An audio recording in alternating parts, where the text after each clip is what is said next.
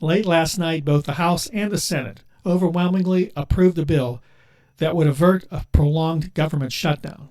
I'm David Thompson. Please watch this video till the end and hear my commentary on this topic. Now, the House approved the bill by a margin of 366 to 34, while the Senate approved it by an 85 to 11 margin. Now, the only reason we were here is that the original bill, as presented by House Speaker Mike Johnson, was contested by Donald Trump and Elon Musk.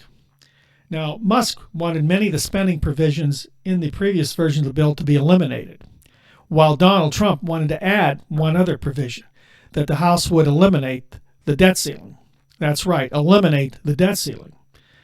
Now, this particular bill, the original bill, did have bipartisan support. I wanted to mention that because it was going to pass both a House and a Senate with no problems until Trump and Musk got involved. Now, the new bill includes $100 billion in disaster relief, of course, for those people that were devastated by these hurricanes, and $10 billion in aid to farmers. Again, both very, very important funding needed by these particular groups. Now, what I did say is that what the bill didn't really address was the debt ceiling, which Donald Trump wanted. Trying to jam debt ceiling suspension into the legislation at the 11th hour was not sustainable, House Minority Leader Hakeem Jeffries said ahead of the vote. Jeffries later praised the bill's passage, saying, House Democrats have successfully stopped the Billionaire Boys Club. Okay, so this whole thing with the debt ceiling, why would Donald Trump want to include this now and have the Democrats include it in basically a bill under a Democratic president? Well, first of all, Donald Trump wants to be seen as serious about cutting deficits. He definitely was on the campaign trail saying there's plenty of waste. He did create the Dodge Group. You know the Dodge boys, Elon Musk and Vivek Ramaswamy, head of the Department of Government Waste Boys Club there, Billionaire Boys Club. They're going to cut. They're going to cut and they're going to cut. Now, he wants to cut a lot. And a lot of people love that. They think everybody in the government is a waste. They think all the money that goes to government spending inside the federal government are useless people and need to be eliminated. Of course, this is crazy talk. And of course, this is right-wing radical ideology. The balanced budget routine, which will never happen and can't happen.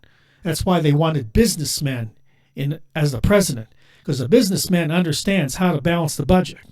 Well, Donald Trump's a businessman that balanced his budgets by going bankrupt 4 times. Is that what you want? I digress.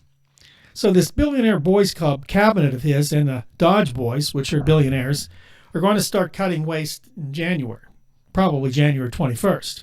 Now, Vivek Ramaswamy, as a presidential candidate, said he wanted to cut up to 75% of the federal government. Well, that's a lot. And as I mentioned in my initial video on this last Thursday night on the live stream, who are you going to call if you need something? If something needs to be done in some organization that doesn't exist anymore, who do you call? You're going to get a busy signal? You're going to get a recording? You're going to get, we'll call you back when we have time? People don't realize how much it takes to run a government the size of the United States. It's a big government, and it should be 370 million people. I mean, this is a big, big country. I digress there. So if you are a person living on the edge of society, on the fringe, you're poor, your safety nets are going to be gone thanks to the Dodge Boys. But there's a lot more to unwrap here, and this is my commentary. See, Trump's desire to get rid of the debt ceiling is bigger than holding up a promise he made in the primary saying he's going to cut the deficits. Because, you see, he wants to cut enough money that he can also now add in his biggest plan of all, which is more tax cuts for billionaires. This is what he's going to do. And he can't do both at the same time. So first he has to get rid of as many of the budget items he needs to get rid of. He needs to get rid of as many programs as he needs to get rid of. He needs to cut where he can cut and then introduce his new tax cut plan for billionaires. Now, me and you might be in it. We might get $7 a week as compared to the $9 we got last time he had a tax cut in 2017. You see, this is a contradiction, but it's only a contradiction because he does have a game he plays. It's the art of the deal. He's making the deal. See, everybody wants somebody to make a deal, except when you're on the losing side of that deal.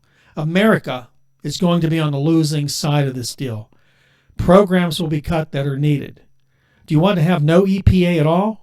Or a weak EPA? Do you want people to pull up in front of your house and dump trash on your sidewalk or pour chemicals down your drains and into your water systems? Is that what you want? Because that's what you'll get. Ultimately, they believe, and I'm talking the right-wing Republicans, believe that there's too many restrictions on companies. Get rid of the chains. We have to dump where we need to dump our waste because it costs too much money to do it right. We can't make enough profit. Oh, yeah, we can't have clean air. We just got to continue to drill, baby, drill. Drill into the pristine lands of this world, in this country. Drill. Because it won't help you. Maybe gas will go down. Maybe. Not by much. But guess who will go up? Profits for oil companies. Profits for fracking companies. After they've come into your town and destroyed the water systems on farms and streams across this nation. Again, it's time to rebel, people. It's time to call your congressman, call your senator.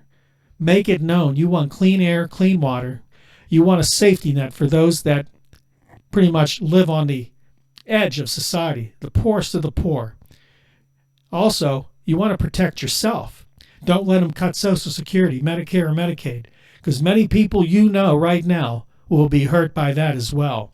And as far as the tax cuts, let's reverse it. Let's get a tax cut for the middle class and let the rich start paying their fair share. Does that sound so wrong?